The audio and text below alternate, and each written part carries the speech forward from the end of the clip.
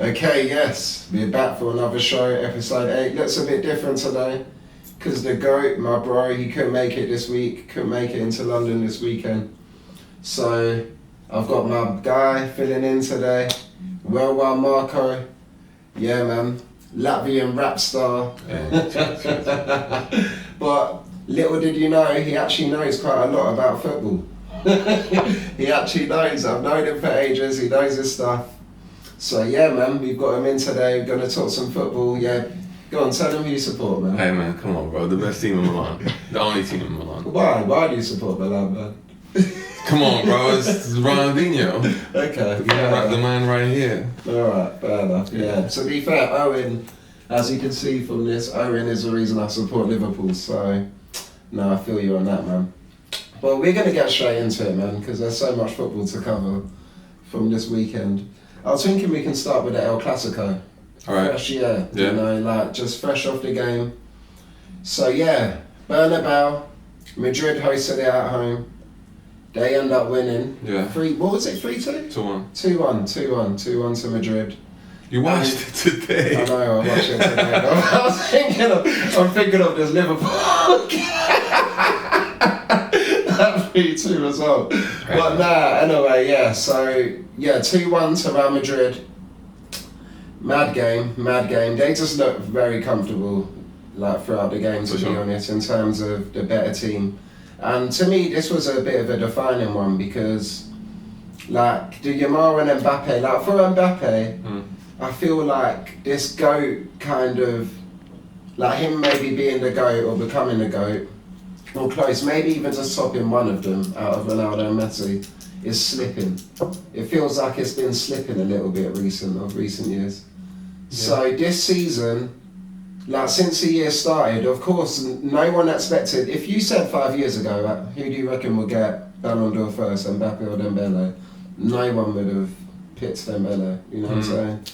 But now, like you see Mbappe, as soon as the new year started, just been on a tear up. That's true. Missed a penalty today, but still, like clearly just there. But even that goal he scored that was disallowed for offside, that was what a goal. Yeah, I know. He's clearly like their best attacker, I think, man, fully.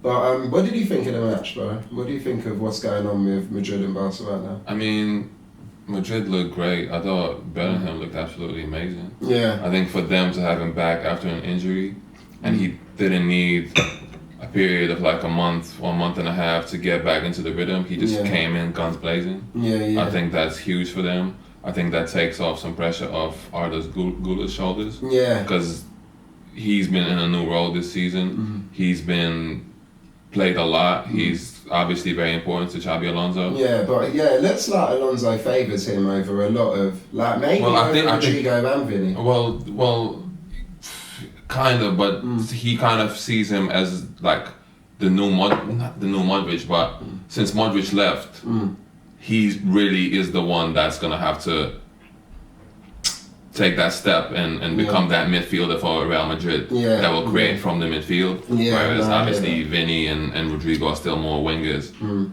And he's been great this season, and you remember when he was still in Turkey, I was telling you about him, and I was like, I want this guy to come to Milan. And you were like, I showed you the highlights, you were like, oh, I kind of wouldn't mind him at Liverpool.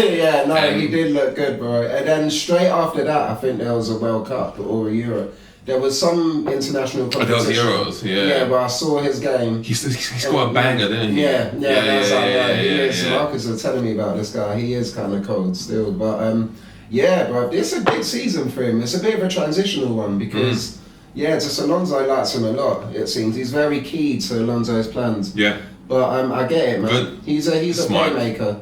He's not even like, he's an actual playmaker, bro. Like, there's some, for me, like Odegaard or even maybe a Bergkamp is like an actual playmaker, where some players are really good at link up and doing maybe the quick pass. I'll say Eze's a bit more like this. He's creative, like he's got creative passes, but I don't know if he's a playmaker. I hear it. In terms of dictating the tempo of a game. He can do both. He can do the creative parts, and he can pull them off. But from Cam, I don't know if he can dictate the tempo. He can look better when also is deployed deeper. Yeah. But also, it's just sometimes even Wirtz, I think, is a little bit like this, where I wouldn't say he's quite a playmaker. In a way, he is. He's very creative. He's got creative passes, but he can't like dictate kind of the tempo of the match just by sometimes dribbling it slow, like holding up play and dribbling a bit and then finding the pass. Like Fabregas was very good at this. Amazing at it. And I think Arda Güler has got that in his tank as well. Like I see him kind of dictate tempo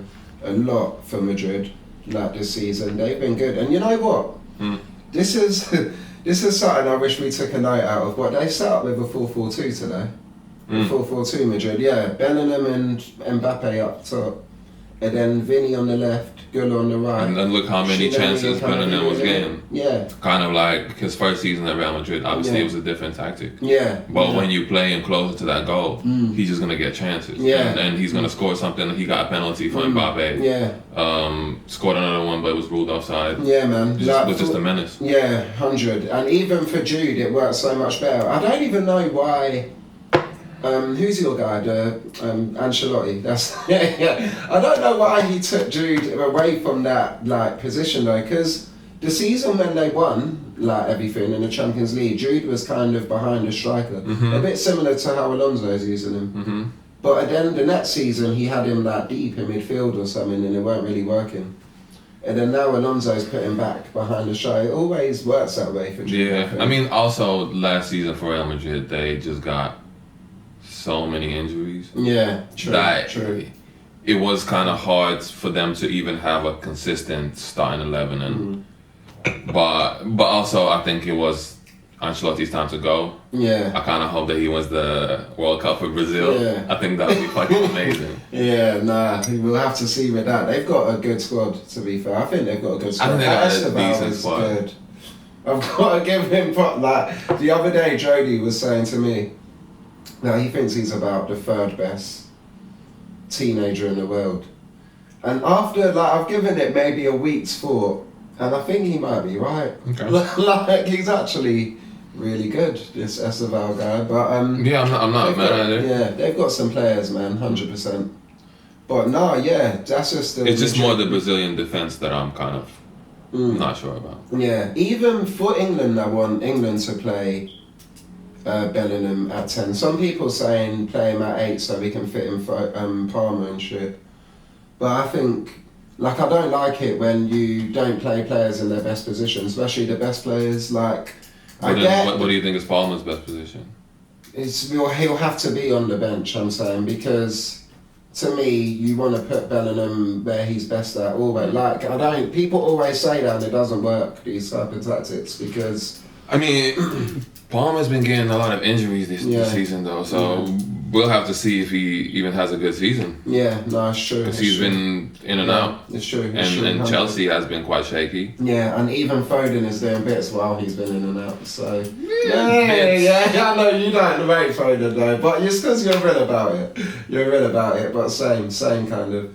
But anyway, let's get back to this El Classico, Because I don't know if you saw, but Yamal was saying some madnesses before this match. Like there was one interview.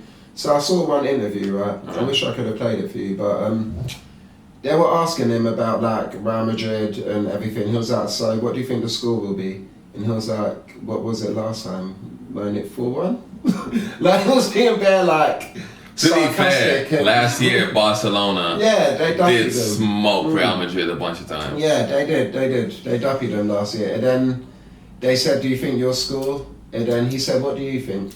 And then another thing they asked is they asked him one other thing, and he said that Madrid, this might be fake. It might even be fake. But I haven't seen it. I haven't seen it. But I saw this. I was like, oh shit. And I don't know. Maybe the. I didn't see Fabrizio Romano post it, and Fabrizio Romano posts every time that Yamal does anything. Yeah, no, it's true. But he's the PR machine for Lamine Yamal. Yeah, no, that's true.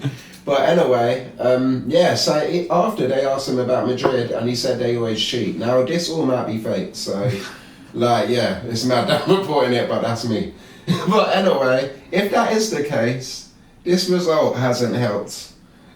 It's like, I can't lie, because he didn't play that great. There was one chance where Furlan Lopez should have squared it to him, definitely. At the end, yeah. Yeah, it was near the beginning. So maybe like. Oh no, that wasn't. There was like a 3 against 2 at the end. Yeah. Early second half, there was 1 point. So if there was one at the end, then there was 2 opportunities where he should have done that. Maybe that wasn't Yamal. Maybe I'm mistaken. Like I might be. Yeah, I was cooking whilst I was watching, but there was one early second half where he should have, and Yamal threw his arms up and shit because he should have squared that. But Barca, man, they look like they can be got at in defence.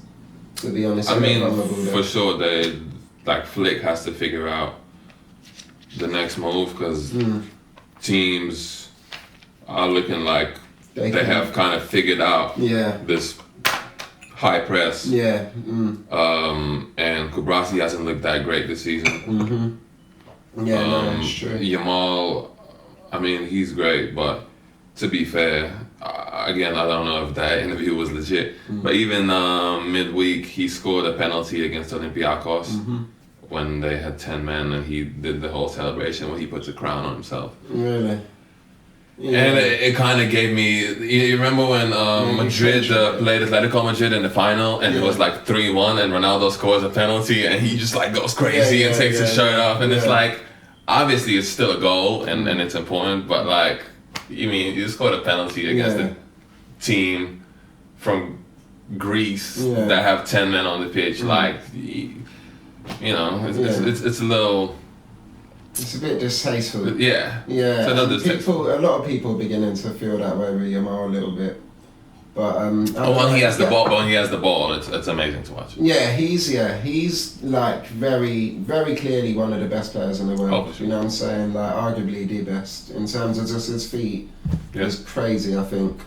But at the same time, he gets a lot of media attention, like a lot. And I get it. It's because he's one of the best, but. I do think he gets like a lot of media attention. I mean, he is very clearly a child of Neymar. You know? Yeah. It's very. Yeah, he definitely plays into it. He plays into it. I think so that's how it goes. You know what I'm saying? But let's go to the next topic, man. Let's get to this game. Brentford. This game up in. This is going to be a long. There's a lot to. You got 4 losses in a row in the Prem. Listen, all right. Let me introduce this. Okay, so yesterday, Brentford beat Liverpool 3-2. Brentford were home. Now, this is Liverpool's 4th Premier League loss in a row. Marcus, your thoughts, please. We're going to start with you. It's bad, and especially after that win midweek, I would have thought, okay, maybe you guys have some confidence now. Yeah. You should put an end to this bad streak, and the team just wasn't there. Yeah. I think mentally, the team just wasn't there. Yeah, man. You guys did not look serious. Yeah, something like that. Yeah, man. It's yeah, I guess that's all you can say. What are you telling me about your boy Kirk? Obviously, this Kirkes, this is where he started. Hey, Milan Academy. And back then, this guy was telling me, like, there's this cold guy. He's a fullback. He looks like he's got bare potential. He even left because he wanted to start over. Yeah. It was Theo Hernandez. Theo Hernandez. Obviously was at the time. Theo Hernandez was probably like one of the best left backs. Yeah, and then Kirkes was like 19 or whatnot. Yeah. And he just didn't want to be a substitute. He was like, okay, I'm gonna carve out my own path. Yeah. Which I respect. Yeah, and then he ended up he went to Netherlands. Okay. And then from Netherlands, I forgot which team. It's escaped my mind, but then he went to Bournemouth, and I thought that last season he was the best left back in the Prem. Yeah. By the way, that's not a unanimous thought, and he did get the gap position in the PFA Team of the Year. But even my brother a couple of weeks ago, he said he thinks Anthony Robinson, I don't know if you know him, Fulham, American. He said he thinks he should have. He was close to joining Milan back in the day, but he had heart issues. Really, he's cold. Like when I watch him, he reminds me a little bit of a poor man's Trent, a little bit, and he can defend as well, pretty well. But I mean, that's fair. My point is that he was among Yeah, the best. no, I understand. He was amongst the best of the fullbacks. Yeah. He was, and yeah. To be honest, I feel a little pump faked by Slot. Yeah. I feel a little pump faked. Like, this is a bit of a hot take what I'm about to say, but if this does get to like 7 Prem losses in a row, then he's a fraud.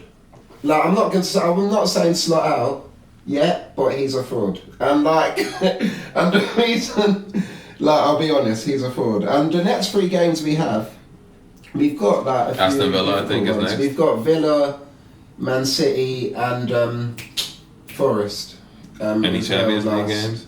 And in between that, we've got a Madrid Champions League game, and we've got literally on Wednesday we've got Palace in the Carabao Cup, who are our bogey team. Now, I honestly wouldn't mind us going out of the Carabao Cup because I think we need time to gel. We're playing like just on the weekend and during the week, then travelling, and then on the weekend. And when it wouldn't be the worst, yeah. We honestly, need, I wouldn't mind just letting that one go. Like play the youngsters, and get us ready and then try and attack the FA Cup. You know what I'm saying? Like, that's the new year. Because these players need time to gel, especially before December. Oh, I'm so, like, scared for December. I can't lie, because the run of games that come in and how many games and, like, all of the Champions League ones. And it feels like there might be more because there's now 8 group games in the Champions League. Yeah. So it just feels like there's more. 6. Right? There's 8 now. 8? There's 8. Oh no, it's 8 now. Yeah. It used to be 6. My bad. Yeah. So it's just more, and it's just like there's so many. Like, we need to drop something. I feel like because this team needs just time to gel. Yeah, I agree. I would. Yeah, man. I would not care for the Carabao Cup. Yeah. If I'm Liverpool right now in this tough spot, But you know, the thing with Kerkez is, I don't think you should like blame him for anything because really you still have a senior player in Robertson, and what should happen is he should still start more, and over the course of the season Kerkez should be introduced into the team, and maybe towards the end he feels comfortable and is ready to take over the reins next year. Exactly, and I agree with you 100%. I was going to say it now, and even if you look at Trent, even though it's kind of been injury, he's been able to watch and just analyse what he's meant to do in that position, and it's so important, I think, with a new signing. And I fully agree with you. And here you just said, I don't think you should blame Kerkez. 100% agree, I blame Slot, man. Yeah. Because fully, like, he's pump faked me a little bit, because the reason I think he might be a fraud, is because last season, right? At this point last season, we had only conceded 4 goals after like 10 Premier League games. Yeah. And the emphasis on structure in terms of just the team, like defensively, centre mid, pressing, everyone being where they're meant to be, it seems so important that I was like, okay, he's a bit defensive. Like, he's not someone who neglects defence. You know what I'm saying? That's what I thought. So I'm very sceptical when it comes to football, extremely. So I was looking for ways to call him out last season, and there weren't many. He weren't showing me really any. He did really fucking well last season with like the players and how we were looking, how we were set up in games. We were like solid. We couldn't concede goals. It was almost like. So then I thought, okay, he must be quite a defensive manager, and I like that. One that at least, you know, pays attention to it. It might not have to be their whole style, but they pay attention to it, right? And then after, he would bench Trent a little bit. So some games Trent didn't start. And then obviously I think a lot of the Trent leaving situation was because maybe his style and this manager don't really... Nah, I think Trent already had his mindset. Yeah, true, but I think that he popped out to that press conference speaking Spanish, bro. Like, he put in his hours on Duolingo, man. Yeah, okay, yeah, you could say that, but I think this definitely was a catalyst, like him. I think they don't, because there was games where he was benching him for Burnley and stuff. But don't you think it was maybe because he was trying to look into the future and preparing for the next season where he won't have this player to rely on? People say that, but like, it's funny because we can get into so much, but when he arrived at the team, I think he made Salah feel like he's the most important. Where in my opinion, that should have always been given to Trent. He's the future. He was the future of the team, in my opinion. Like we should have. He kind of tried to build the team around Salah and give. Where I think it should have been built around Trent, but I don't. So definitely Trent obviously didn't like him like he liked Klopp, obviously. Right. But to me, it seemed like they didn't get along the best, Slot and Trent, to be honest.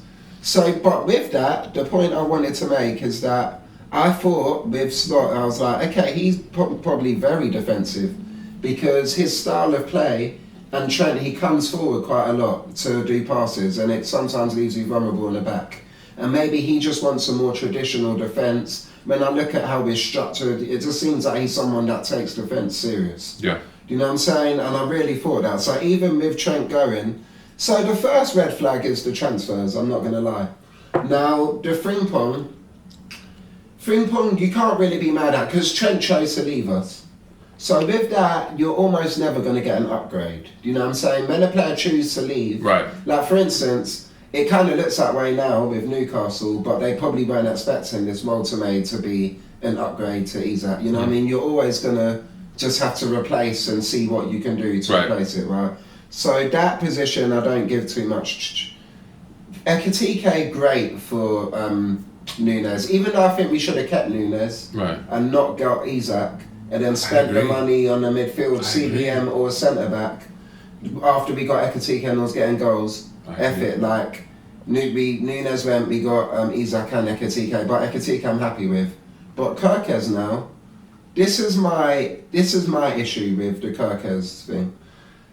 In today's game, defence has now become so much more important, especially chemistry because of VAR. It's like made just defence so much more harder and more important now, VAR. Like everything, you can't get away with shit.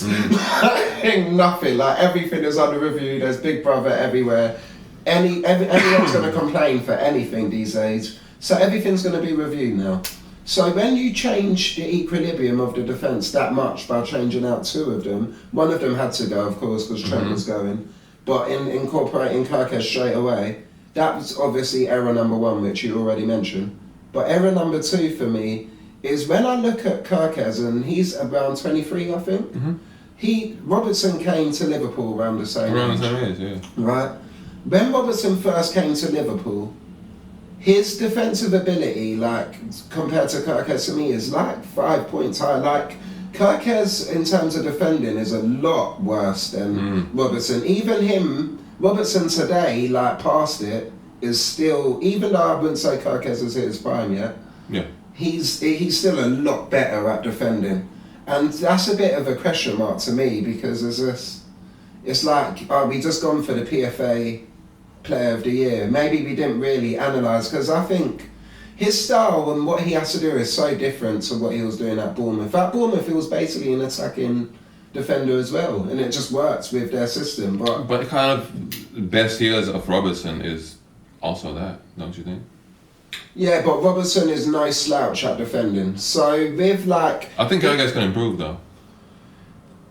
Yeah, he can improve. A lot of it. He should improve. You're right. He should. You're right. A lot of it is just chemistry. You know what I mean? Like Van Dijk clearly does not like playing with him. Very clearly.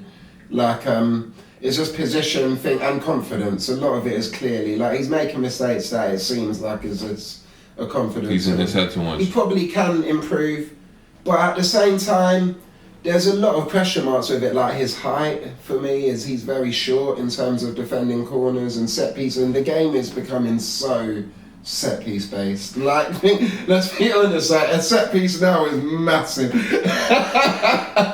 Yeah, but like all over, like every game I'm watching is like set piece. They're stopping the game for set pieces and everything. So it's become so big in there.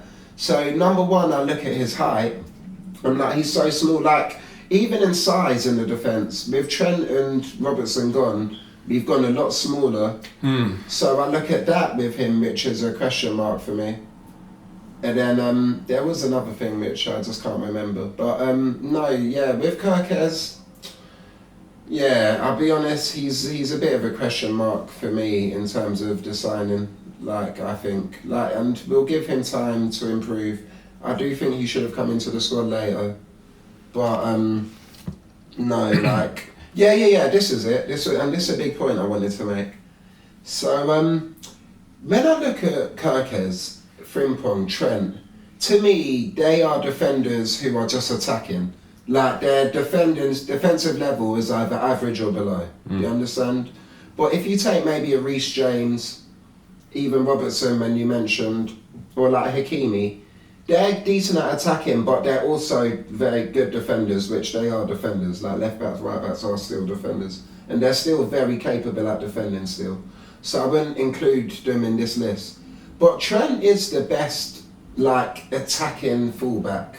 And when I say attacking fullback, I mean that has like average or lower defence. So their defence are kind of like Frimpong's kind of like that. Kirkes. I think a lot of fullbacks. Theo like Hernandez for years was really relying on his attacking capabilities because he got better. That's true. He definitely got better at defending, like compared to his first season at Milan. So let's say his third season at Milan.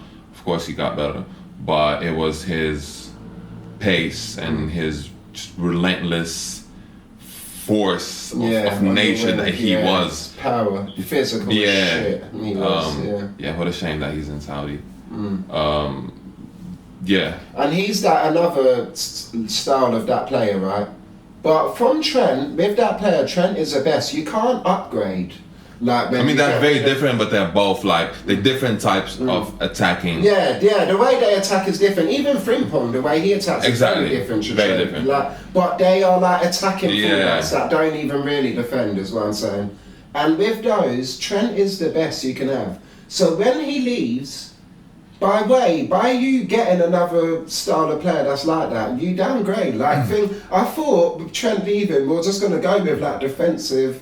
Like, okay, the creativeness will come from Verts on the attack, and we'll be solid as a defence. That's the picture you painted to me because of the first season. Yeah, it doesn't seem as meticulously thought out as I would expect. Yeah, Liverpool to think. I think this whole transfer market was obviously we all know it was very out of character for Liverpool. Yeah. And it seemed that you just went for the big names, and some decisions to me were questionable. Like, why sign Isak when you already signed Ekitike? Yeah. And straight away, he's starting to score. He's starting to play well. Yeah. You can either keep that money for winter and see what's working and what's not working. If you can fix something in between the season, or as you said, get a new centre back because Konate might be leaving. Yeah. Van Dijk is getting older. We obviously tried to get Gahey, but to me we prioritise Isak, and that is my issue. Even after we signed Ekitike, there was all of the Isak talk, and I said no, we need to get a centre back first before. And we got like Leone, a little paper over the crap, but it's like that weren't enough. Yeah, but 18 and he's for the future. Leone even he got into Parma's team mid-season, and he played maybe 18 games in the Serie A. So he was very highly rated, but really we hadn't seen enough of him. Yeah, exactly. So really, we know we needed a main one because. And now he tore his ACL, which is really a shame for a 19-year-old player. No, it is 100, and we all knew we needed it because we tried to get Gahey and it just didn't work. But yeah, man, that was like obviously the window. It's my brother said it because I was messaging my brother straight after the loss, and he said the same thing. He thinks we just had a bad window, man. Bad window, I think. And I think I've been said it. I think Arsenal have had the best window in the Premier League. Yeah, obviously you can track my history on here. I've said it too. Yep. Arsenal have easily had the best window. They kept the most players. And they added the puzzle pieces that were needed, and they got some depth. Yeah, man. Which is super important because now look, Odegaard's out. Eze's playing. Yeah, exactly. Saka's out. Madueke can step. Yeah. And now that they signed Eze, I've never seen Martinelli so determined. Yeah, man. You know, trust. He looks much better than I've ever seen him. Yeah. Or maybe not ever. Who, you're saying Martinelli? But in the last couple of seasons. Yeah, it's because of the competition, so important. And before we because we'll move on to Arsenal quickly after, but I've just got one last point with Liverpool and this slot thing, right? and this is the last thing I don't like from Slot. And he's been very snobby recently in terms of style of play and long balls. And in interviews, he's always critiquing teams that use long balls, and he's like, no, like thing. And it's like, I hate it because number one, it's a tactic that's working. It's a tactic in football, a classic tactic. And it's working against you, so why the fuck not should teams use it? Do you know what I'm saying? You're just upset that... Even the way he's speaking, it was like, the way they playing against us, they're using this style. Okay. His attitude is a bit weird. In the last interviews, it's been a bit questionable. Yeah, like for me, it's not acceptable for you to be like critiquing that style because it works. Fair enough. You've got to say touche.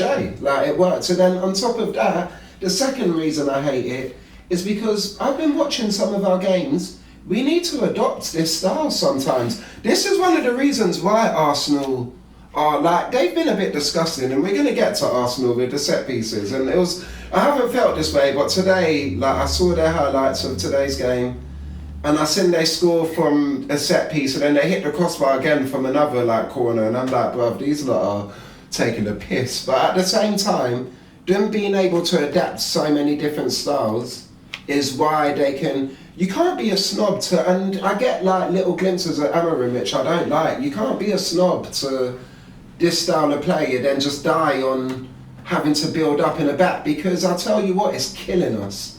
Let me tell you some stats from the game yesterday, Liverpool, right? So Liverpool had 65% possession, Brentford had 35% possession. However, Brentford had 17 shots, Liverpool had 15. They had 8 shots on target, Liverpool had 5 shots on target, and they got 3 goals to Liverpool's 2. Poor. Which tells you that is efficiency. Yeah. If you're trying to just read a game from stats, right, I'll tell you what this tells you. It tells you that, number one, Brentford were very efficient when they had the ball, because if only 35% of the play they had it, they got 3 goals, 8 shots on target. That's efficiency. But it also tells you that probably Liverpool were just passing along the back. That's probably how they kept the possession, because they weren't effective and they didn't really do much. And that is what happened. We were just passing along the back, and there were so many moments where I'm like, bro, just get it up there. Hopefully we get the second ball. But even now, when you look at the transfers, when McAllister and Wirtz are on the pitch, we're so small and weak, to be honest. Physically, we're so weak. Yesterday, that was the critique everyone was giving. We were so clearly weak against his team. And we can't win that second ball. It's about when the ball goes into the air, and Klopp understood this stuff so much. Like energy, physicality, he understood it so much. But if sometimes you need to adopt Route 1 football, which means if it's hard to break a team down, then you can get it up into no man's land, somewhere in the middle of the park. The first ball will be like a tussle, kind of header, but you get onto the second ball. That's like, and then you can start playing. And there were moments we tried to do that, but not enough. We kept trying to play it out the back, passing it. Kanate's not comfortable doing this. We just couldn't get it. They were pressing us hard, pressing us so well. And we couldn't get it out the back, and it was like, you're just going to die on this style. Like, you're just going to keep losing on this style. It's crazy, bro. I hate that. Like, I hate that type of stubbornness. And, so I don't like him. He might feel like he can't do Route 1 long balls now because of all the criticism he's given it. If we score goals through that way, they'll definitely question him on it in an interview. And he may feel like he can't now, but it's like, that's why you don't critique different styles of football. Football is an art, you know, like there's different styles and ways to adopt to break different teams down, and you can't really shun any of it apart from set pieces. Apart from if it's not done in open play like this. And they did that a little bit with the throws, but the long balls is different to me. That's not just set pieces and throw-ins. Right. It's just a long ball up there, you use the physicality to win the ball and then play. And that's like, so it's a tactic that works sometimes. I think every team needs to be able to do it, at least. Yeah. But no, man, that's really everything. There's more, but I'm just gonna let it go. Because let's get to when is the next game? Our next game, Wednesday. It's midweek, right? Yeah. That's what I mean. We don't have time to gel. Like today, they're probably just chilling. You know what I'm saying, after the game, rehabbing or whatever. Maybe a bit of training on Monday, Tuesday, Wednesday game. And there's never time to gel. Yeah. That's why, man, you look a little bit better, I'll tell you that. They ain't got... And you, Milan, same shit, bruv.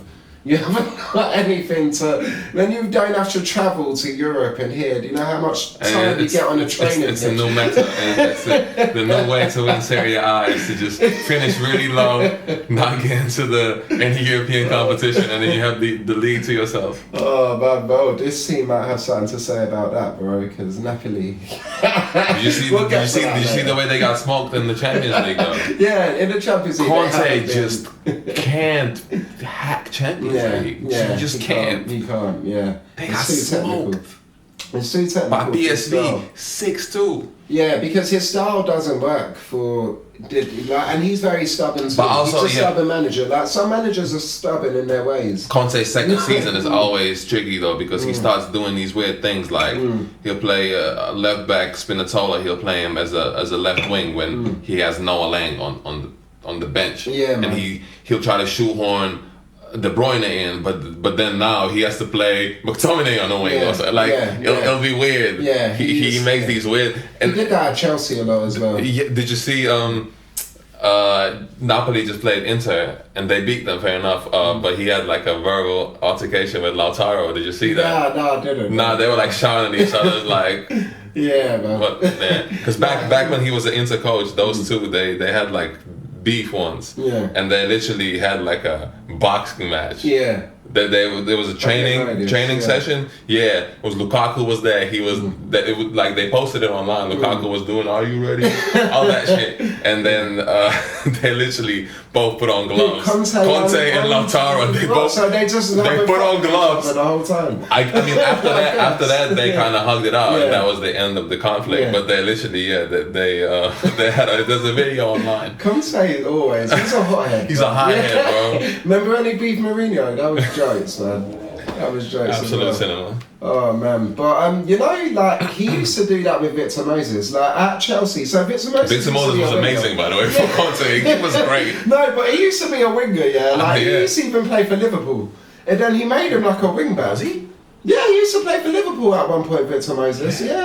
Yeah, for like a little. Yeah, he had a little term at Liverpool, but yeah, he used to play in wing back.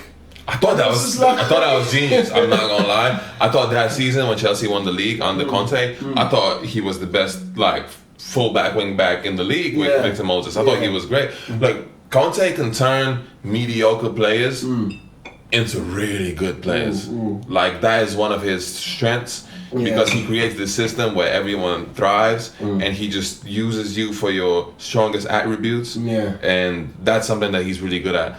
But it doesn't translate into Champions League.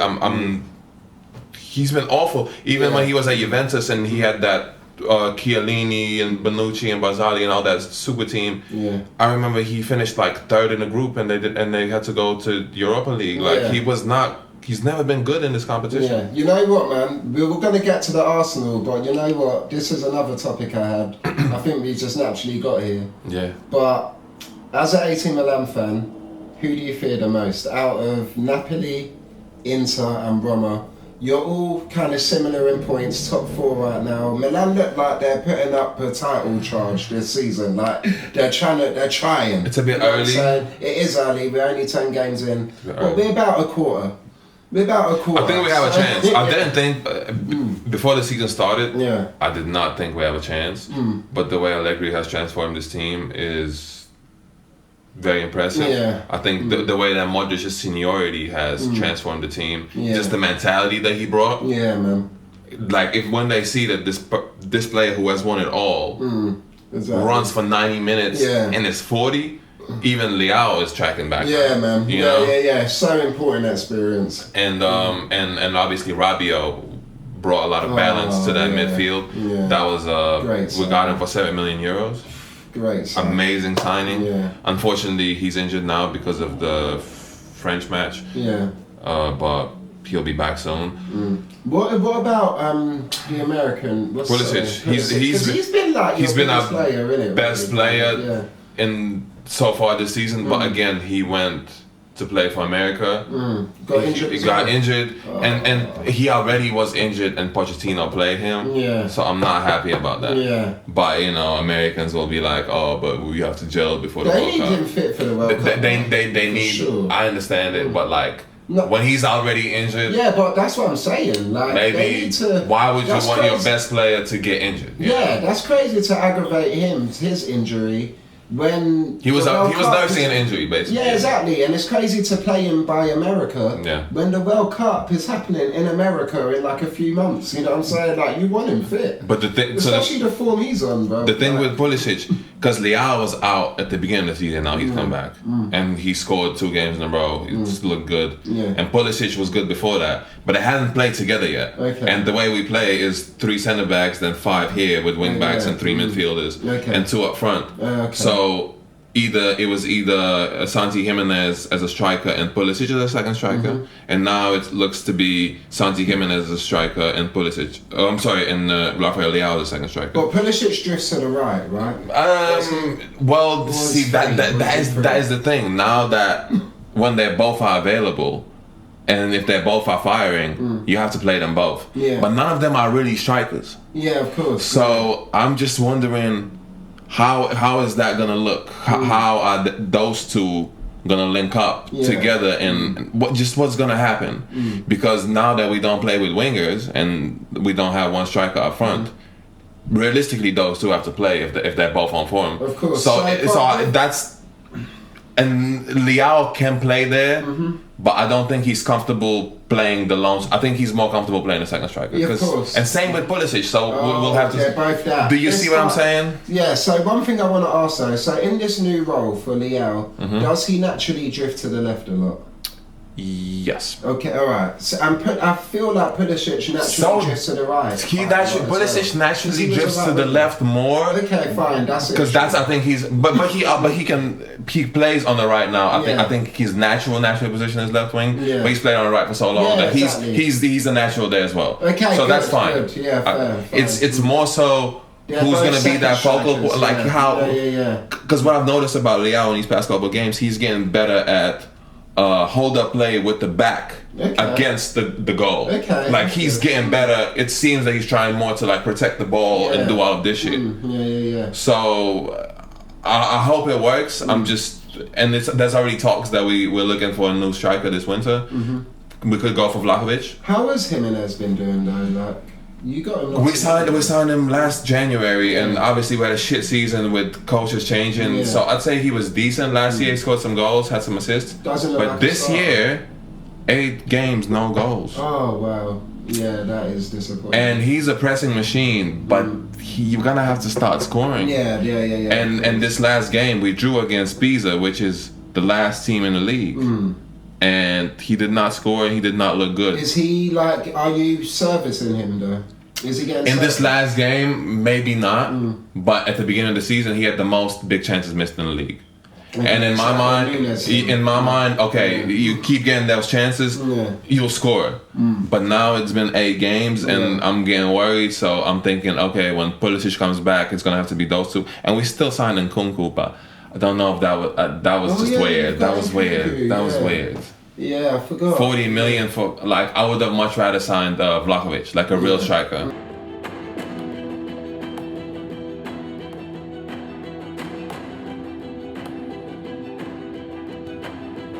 Obviously, we got Nkunku, and I think out of all of our because we signed a lot of players this summer. Yeah. We got rid of a lot of. It's been like a bit of an overhaul, and I think that was probably the weirdest transfer. Yeah, because he's like a similar position too. Yeah, because he's not really a striker. We don't play with a attacking midfielder, so we play with 2 strikers, and like one of them is like a second striker. Yeah, so whether it was Pulisic or it was Leao, and then Jimenez is more of a classic striker. And then there should be competition for Jimenez. Like, Sure. With the thing is, we have a player, Camarda.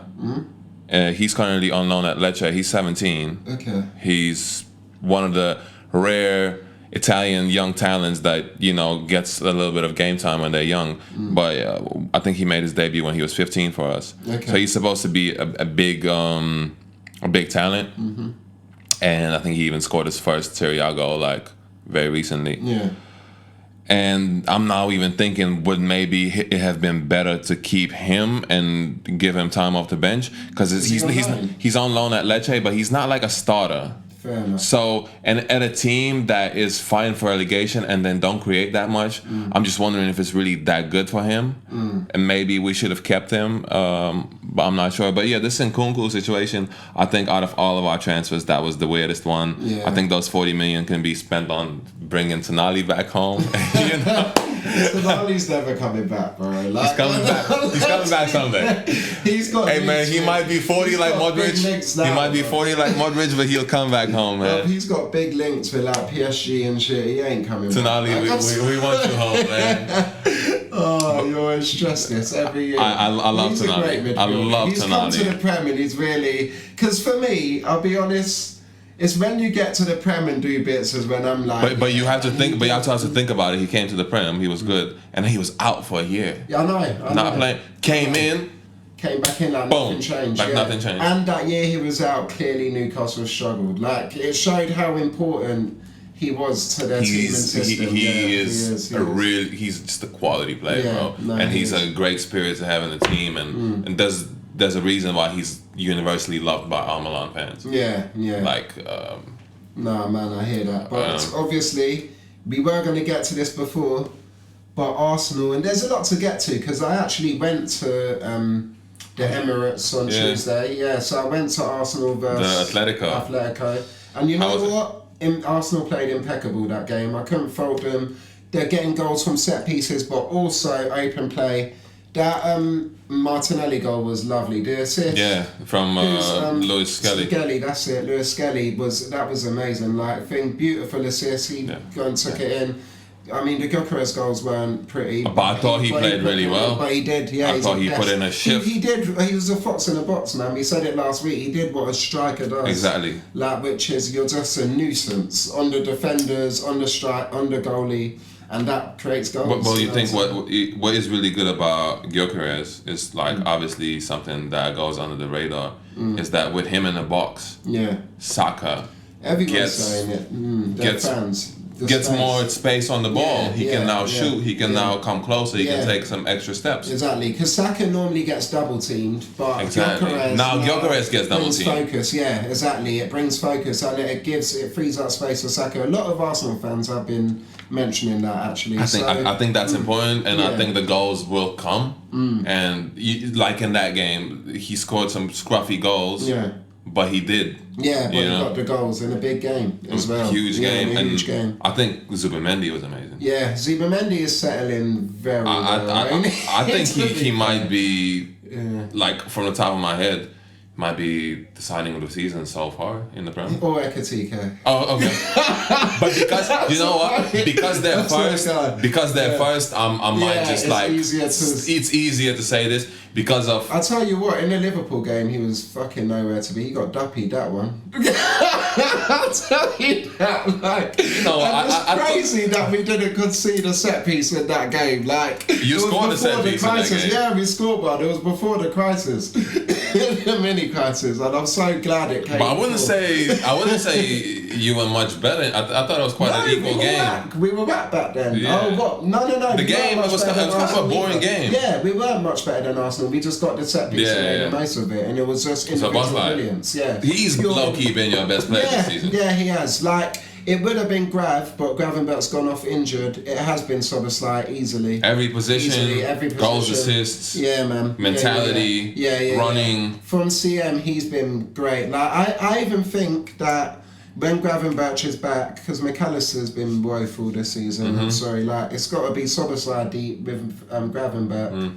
And then maybe Wirtz in the cam or whatever. I think Wirtz coming also has motivated him. Yeah, of course. That's what you were saying with the competition. Yeah, clearly. That's been the clearest. There's a thin line between positive competition and you signing Ekatike and then signing Isak. Yeah. Do you know what I mean? There's a thin line. I agree. I think not the Isak, and then that would have been the competition for Nunes. Even though you know what I'm saying, maybe he's, even though it was kind of accepted he's a second guy, maybe he would Yeah. have still just been. But then we got Isak as well, and it just unbalanced things, and we spent bare money where we could have got another position. It's too much. But yeah, but even with what was the original? The Arsenal, the Atletico Arsenal, game. Yeah, so yeah, exactly. So going back to the Arsenal Atletico game, they played amazing that game, fair enough. But now we get to this game yesterday, right? Fulham. Fulham, yeah. No, not Fulham. They beat Fulham a couple of weeks ago. I forgot who. Sorry, Crystal Palace. Yeah, Palace, right? Yeah. And I'm like, okay, boom. What? So Eze scored against his former?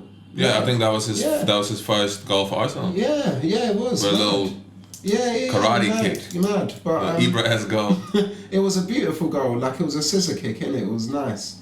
But I'm watching now, and I'm like, bruv, we can't. Now it has become a bit of a unified front. But I actually won't mind if City won the league because they will win. Arsenal. They will win on like 70% of their goals being from set pieces. They will do that. Like, and then maybe around 30% Okay, and it's not being open play. Come on, come on. You're exaggerating. Bro, Really. like, no. It's not that I'm exaggerating, but when I look at maybe their last two results, which have been 1-0s, those 1 goals have come from like just a set piece and not open play. And it's just like, this is a bit disgusting, a little bit. Like, I give him props because having these different styles of breaking down the team and it works and you got to get it how you can. Do you know what I'm saying? But at the same time, us, City, many teams didn't have to do this to win leagues. Like, it's a bit shameless, bro. Like, I think we've got to give it time because they can clearly create goals from open play. But a lot of their 1-0s lately have just all been like set piece goals, and it's just Gabriel having a moment. And it's just I agree, but I think they also have been creating. I think they also like you'll see Calafiori popping up in the box and just scoring a banger, or you'll see Eze just doing these little layoffs and then Zubimendi might shoot from far and Saka might cross it in. I think they're actually quite versatile. Yeah. And they're just really good at set pieces and it seems to be working. Yeah. But I don't think that's all they can do, and I think now they had to win the league. I think it's not. I don't think it's too early to say. I think they have to do it. No, City slipped up again today. They lost to Villa. Everyone slipped up. Like Chelsea slipped up, Liverpool slipped up. I don't really consider Chelsea to be in a title race. Well, if there was anyone, it was Chelsea, Liverpool, and City. Obviously, Chelsea knows. I think it's Arsenal, City, and Liverpool. That's it. Yeah, true. Okay, fine. But everyone slipped up in that case. Now, Liverpool to me, we can't be looking at no title race. We're looking at top 4. This is a goal for Liverpool now this season. Survive in terms of top 4 and just improve the chemistry. Yeah. Do you know what I'm saying? That is it. Like, just survive to see another Champions League so we can still attract players.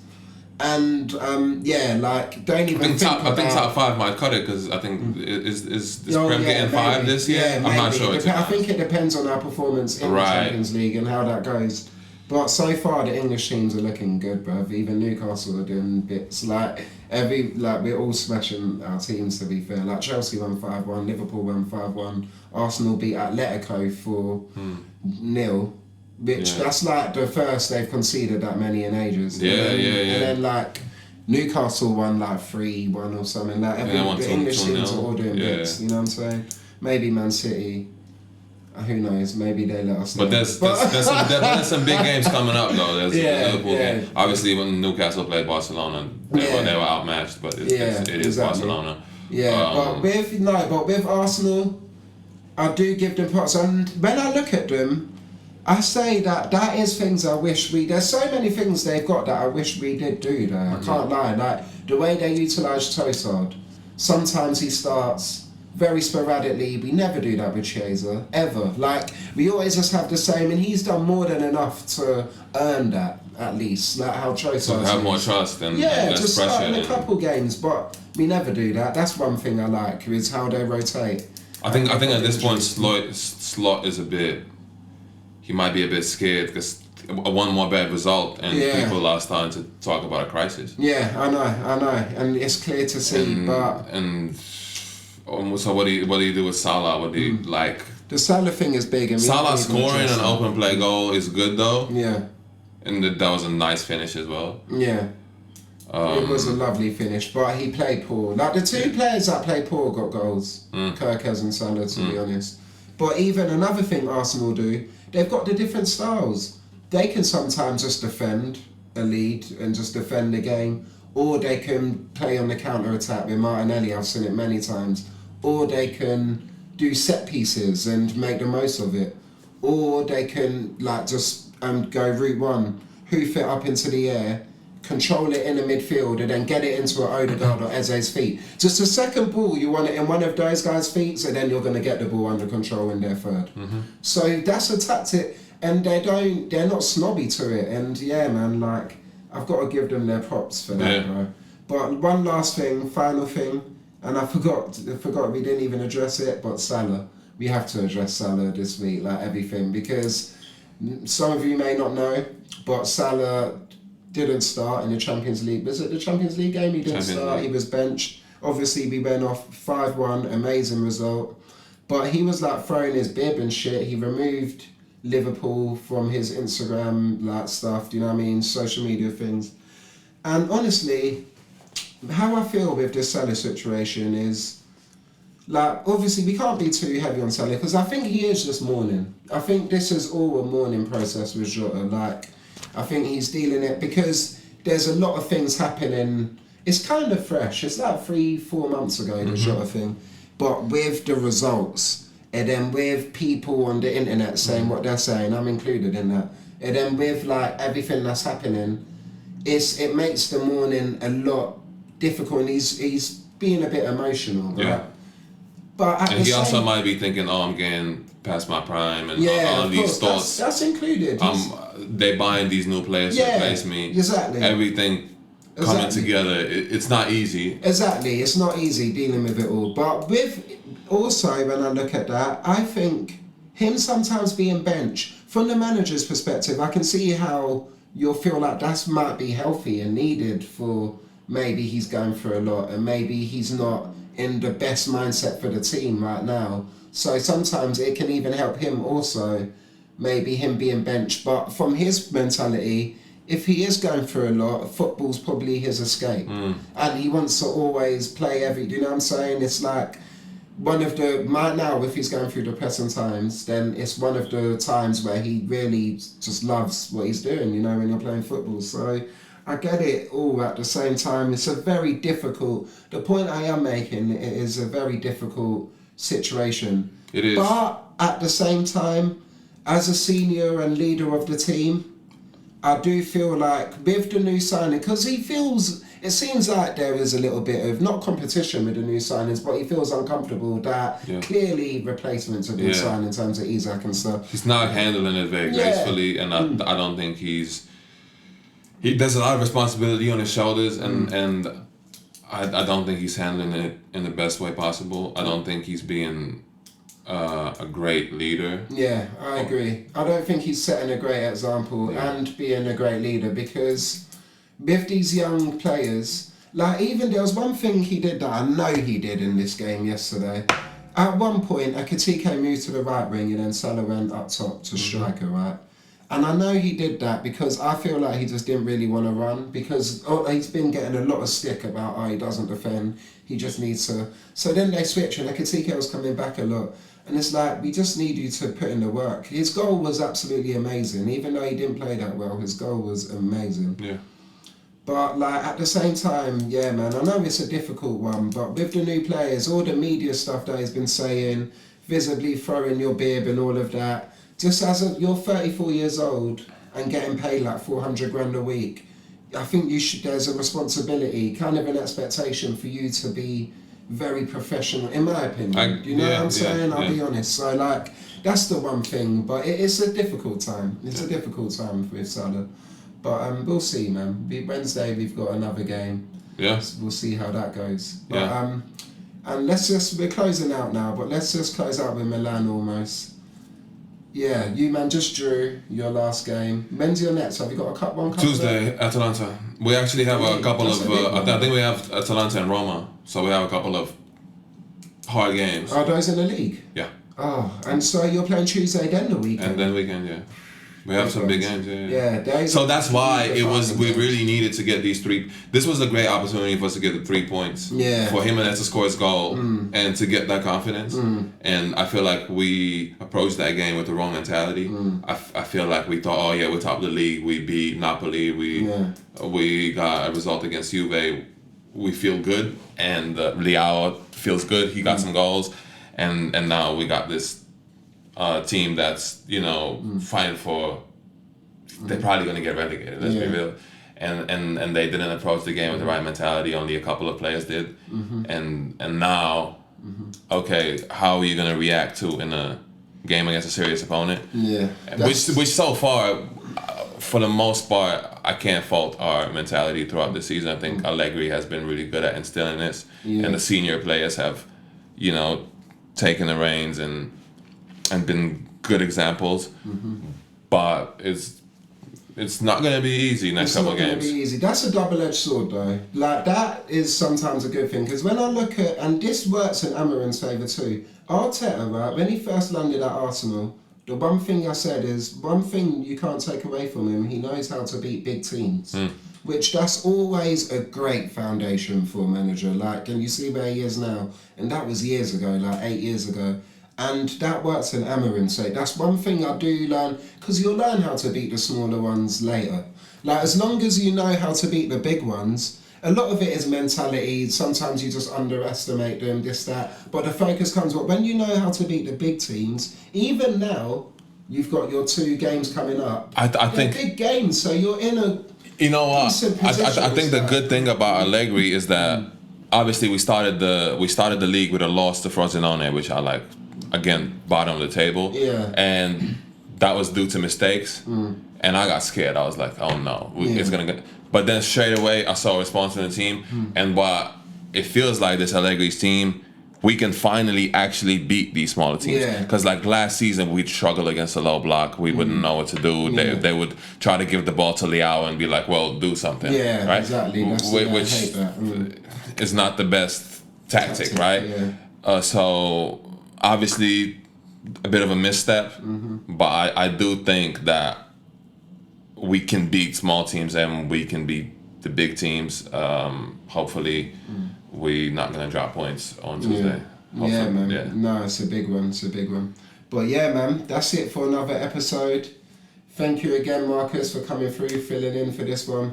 Thank you, guys. And we'll see if there's more for you in the future. But if ever needed, I'll definitely give you a call. But you know what I'm saying. Okay. But yeah, man, that's it for another episode.